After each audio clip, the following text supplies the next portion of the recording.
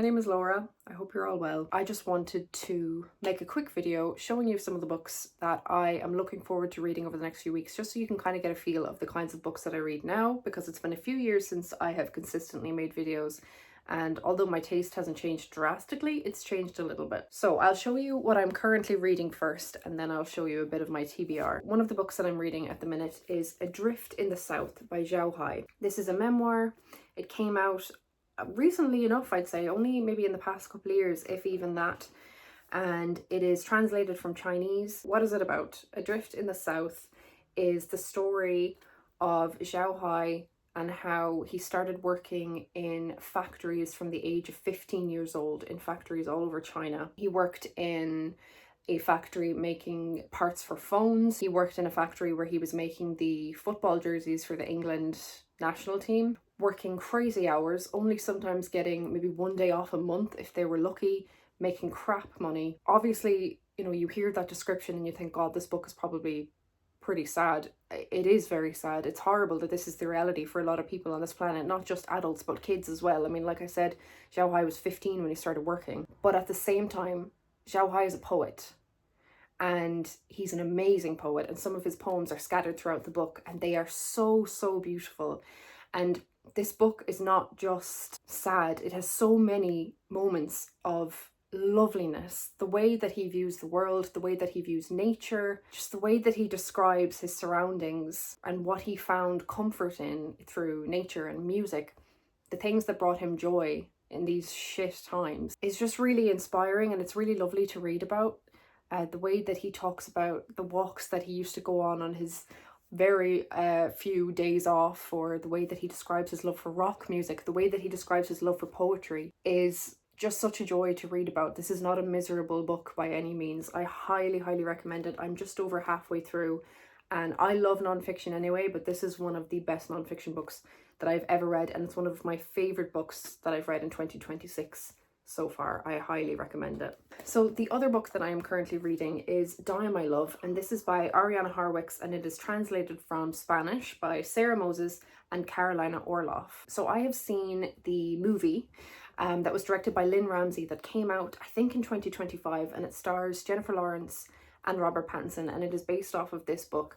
I loved the movie, but I think it's the kind of movie that you either love or you hate, and from the reviews I've seen of the book, it seems to be quite similar with this, in that you either really like it or you really, really don't. I'm only about 20 pages in. I'm going to read the back of it for you because I'm very nervous. I haven't made videos in a long time, and it's just, I think, the best way that I can get myself to calm down. So here we go.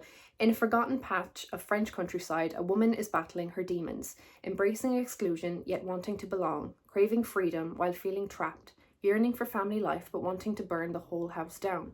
Given surprising leeway by her family, despite her increasingly erratic behaviour, she nevertheless feels ever more stifled and repressed. Motherhood, womanhood, the banality of love, the terrors of desire, the brutality of another person carrying your heart forever. Die My Love confronts it all with a raw intensity. The only question is when the breaking point will come, and how violent a form... Can I read? The only question is when the breaking point will come, and how violent a form will it take. Oh! I'm only about 10% into it, but I am enjoying it. I kind of forgot that I've been reading this because I've been reading it pretty much all year, but it is Just an Ordinary Day by Shirley Jackson, which is a short story collection. It is a collection of spooky stories, of course, because it is the Queen, Shirley Jackson, but it also has a lot of non-spooky stories that focus on marriage, motherhood, the relationships between parents and children. There's stories on womanhood and a woman's role in society. I love the non-spooky stories just as much as I love the spooky ones. There is another short story collection from Shirley Jackson called Dark Tales that's published in the Penguin Classics, Modern Classics collection. All of the stories in Dark Tales are taken from Just an Ordinary Day, so they're pretty much the same thing. It's just that this one has all the non-spooky stories. I'm going to stop saying spooky and non-spooky now. But I'll say it one more time. Just an Ordinary Day has all of the non-spooky stories that aren't in Dark Tales, plus all of the spooky stories that are in Dark Tales. I am about a third of the way through. I've been reading it very slowly. I just pick it up from time to time and read a story here and there, and then I tick it off on the table of contents once I've read one. I'm really enjoying it. I love it. I think it's Shirley Jackson. at her best. She really could write about anything and make it entertaining. There is another book that I'd like to read by Shirley Jackson this year, and it's called Life Among the Savages, and it is non-fiction. As far as I'm aware, Shirley Jackson wrote quite a few non-fiction books focusing on family and motherhood, and this is one of those. I think this is the first one in a series, kind of. So it says, as well as being a master of the macabre, I never know how to say that word. Shirley Jackson was a pitch-perfect chronicler of everyday family life. In Life Among the Savages, her caustically funny account of raising her children in a ramshackle house in Vermont, she deals with rats in the cellar, misbehaving imaginary friends, an oblivious husband, and ever-encroaching domestic chaos, all described with wit, warmth, and plenty of bite. I'm very much looking forward to this. I love nonfiction. I'd love to make a video on my favourite nonfiction books. This just sounds right up my street. Next, I kind of just want to talk about an author as a whole for a second, an author that I want to read a lot more from this year. Her name is Deborah Levy, and I am in love with her. I started off by reading I think it's called the Living Autobiography trilogy. I should have taken it down, but I'd like to talk about it in another video in the future. That trilogy consists of Things I Don't Want to Know, The Cost of Living, and Real Estate. The second book, The Cost of Living, is the first one that I read. It wasn't really a big deal that I read the second book first, because at the time, not only did I not know that it was nonfiction, I didn't know that it was a part of a trilogy either. It didn't really matter that I read the second one first, and then I read the third one, and then I read the first one. And throughout that journey, I fell so in love with Deborah Levy's writing. I've also read Hot Milk, which I really enjoyed, but the Living trilogy is my favorite. So now I'd like to explore more from her. So I have 3 books here to show you. They are Swimming Home, The Position of Spoons and Other Intimacies, and Black Vodka. Swimming Home is fiction. To me, it is a very, as you can probably tell from the cover, it is going to be quite a summery book, suitable for a nice hot day. So I will read the back to you because I think it sounds fun. As he arrives with his family at the villa in the hills above Nice, Joe sees a body in the swimming pool, but the girl is very much alive. She is Kitty Finch, a self-proclaimed botanist with green-painted fingernails, walking naked out of the water and into the heart of their holiday. Why is she there? What does she want from them all? And why does Joe's enigmatic wife allow her to remain? Profound and thrilling, Swimming Home reveals how the most devastating secrets are the ones we keep from ourselves. So that is Swimming Home. And then we have The Position of Spoons and Other Intimacies, which is non-fiction. Let me tell you what it says. In The Position of Spoons, Deborah Levy traces and measures her life against the backdrop of the literary and artistic muses that have shaped her, including a letter to her dying mother and to an absent friend. This volume illuminates and celebrates a rich and varied intellectual inheritance and reflects on how it has enriched the author's own work, taking in questions of mortality, language, gender, place, consumerism, and everyday living. The acclaimed novelist invites her reader behind the curtain of a creative life in which the position of the spoon is always changing.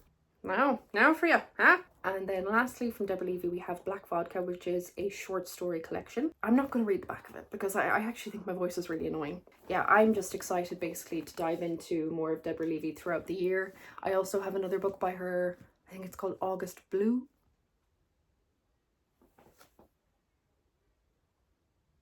August Blue. I'm also looking forward to reading that one, but these are going to be my next Levy reads, I think. Next, I have a few books that were both longlisted and one shortlisted for the Women's Prize. 2 of them were longlisted for the Women's Prize for non-fiction, and one was shortlisted for the Women's Prize for fiction. So I'll show you that one first. It is The Mercy Step by Marsha Hutchinson, and this sounds so cute. I had wanted to read all of the books nominated for the fiction prize before the winner had been announced. I think The Correspondent won the prize. I don't own that. I own The Mercy Step. I own Flashlight by Susan Choi, which I love. I own Dominion by Addie E. Kitchens, and I own Heart the Lover by Lily King. And I've read those 3. I just haven't read The Mercy Step. The other 2 books that were nominated were The Correspondent and Kingfisher. I'm very excited for this. Bradford, December 1962. A precocious Mercy makes her reluctant entrance into the world, torn from the warm embrace of her mother's womb to a chaotic household that seems to have no place for her. Her siblings do not understand her, her mother's attention is given to the church, and the entire family lives at the whims of her father's quick temper. Left to herself, Mercy finds solace in books, her imagination, and the quiet comfort of her favourite toy, Dolly. But escapism has its limits, and as the grip of family, faith, and fear threatens to close in, Mercy learns she must act if she wants a different future, one where she is seen, heard, and her family set free. It sounds so good. I don't know why it reminds me of Matilda or something. I love the sound of it. It's got such a cute little cover. And yeah, I'm very much looking forward to this. I think she sounds like such a lovely character. I'm very intrigued. I just wish that I'd read it on time for the announcement of the winner. So then the two books that I have that were long listed for the non-fiction prize are Don't Let It Break You, Honey by Jenny Evans, and Daughters of the Bamboo Grove, China, Stolen Children, and a Story of Separated Twins by Barbara Demick. So I will talk about Don't Let It Break You, Honey first. Don't Let It Break You, Honey is about Jenny Evans and her story of working on a film set and being assaulted by who she calls the famous man. I'm just going to read a little bit of the description here. Jenny reported the crime only to find details of her allegations splashed across a national newspaper a few days later. How could this happen? She trained first as a journalist, then as a lawyer to find out. Don't Let It Break You, Honey is a reckoning, a personal, fiercely compelling account of power. Who holds it? Who wields it? Who is muted in the process, revealing a murky web of hidden agendas across the press, police, and politics. It also offers something far more profound: hope. I think this book will probably be relatable for a lot of women. I'm a little bit scared to read it. I think I need to be in the right mood for it, but the second I heard of it, I wanted it. I definitely think that I will probably get a lot out of it, and I am very much looking forward to it. I think I just need to be in the right headspace, but it sounds fantastic. And then we have Daughters of the Bamboo Grove by Barbara Demick. In 2000, under the one-child policy, a Chinese woman gave birth to twins in a bamboo grove, trying to avoid... Why am I reading like that? Trying to avoid detection because she already had two daughters. 2 years later, an American couple adopted a Chinese toddler they thought had been abandoned. What they didn't know was that their daughter had been snatched from her beloved family by local officials, who were trafficking children to orphanages to take advantage of the soaring international demand for adoptees. Daughters of the Bamboo Grove tells the gripping story of separated twins, their respective fates in China and the USA, and Barbara Demick's role in reuniting them against huge odds. It sounds devastating and absolutely brilliant. I have another book by her called Nothing to Envy, which is about North Korea, which I am also very much looking forward to reading, but because this was nominated for the Women's Prize and because I enjoy keeping up with the Women's Prize, I'd like to read this one first before I read that. Lastly, I'm just going to tell you about 3 authors that I want to read more from. I'm just going to fire through them very fast because my right foot has gone numb. First, we have Parade by Rachel Cusk. This is the only book of hers that I own that I have not read. So far by Rachel Cusk, I have read the Outline trilogy, which I've read over the past couple of weeks. The trilogy consists of Outline, Transit, and Kudos. Outline was my absolute favourite, the first book, loved it, really enjoyed Transit, the second book. Didn't really like Kudos, I read it a few days ago, but we move. Parade will be my next book by Rachel Cusk. I'm really looking forward to reading more of her works this year. I find her very interesting. She makes me think about my friendships. She makes me think about relationships, love. This is an author that I'm looking forward to exploring further in the year 2026. Next, I have My Brilliant Friend by Elena Ferrante. Now, one of my favourite books of all time is The Days of Abandonment by Elena Ferrante. I read it a few years ago and devoured it in the summertime. I would love to reread it. I think the reason I've put off My Brilliant Friend for so long and getting into this quartet is because I love that book so much. I'm so scared that this will disappoint me because the hype around this series is insane. So I'm a little bit nervous. Do you know what I mean? Lastly, we have All Our Yesterdays by Natalia Ginzburg. This is another author I'd like to read more from this year. I read The City and the House back in June on a really summery day. It was absolutely fabulous. This is the next work of hers that I would like to get into. There are quite a few books of hers that I'm really interested in, but this will be my next one. I've made an Instagram if you wish to follow me on my reading journey. It's called Laura Reads Things.